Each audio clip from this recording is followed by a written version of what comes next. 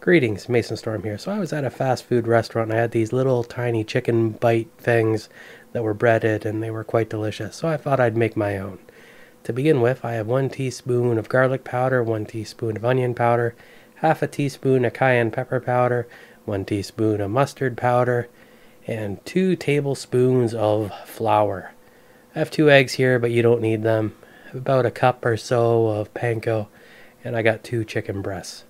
Our first step is going to be to dry off the chicken. It really helps for our mixture to stick to it later on. Some paper towel really goes a long way. Now, as far as cutting the chicken into small pieces, I tried both ways, or should I say both directions. And cutting it the long way into strips and then cutting the strips seemed to be the best way. I think it was a lot faster. Well, that was really the only benefit, and that's enough reason for me anyway. So you'll see in the little cutting here. And once we're done getting it into little pieces, we can move on to the real meat of our project. So now we're going to get a plastic bag, and then we're going to throw in our different spices and seasonings into it.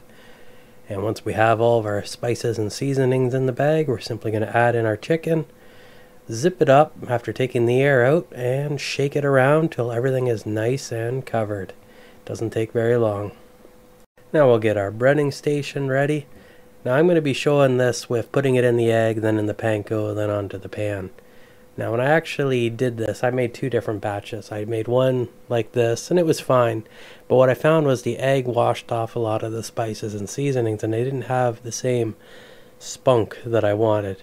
So later on, what I did is I just took the chicken, put it directly in the panko, and then onto the sheet. That's kind of a little bit of an experiment, and it turned out to be quite a bit better, so I ended up making my second batch with all of them directly into the panko. So don't even worry about the egg, just go right in the panko. I wish I filmed the second thing, because then I would cut all this out, but I only filmed doing this once, so my apologies.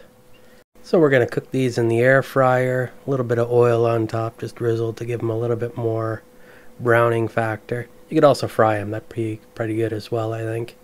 And I cooked them for 10 minutes. 13 is what I set it to, pulled them out a little bit early, and they were fantastic. The ones with the spices were definitely better, but the ones that had them kind of washed off in the egg wash, some good dipping sauce goes a long way. Sriracha and mayo is one of my favorites. Either way, these things turned out pretty good. Try these, let me know your thoughts in the comments below, and until next time, stay awesome.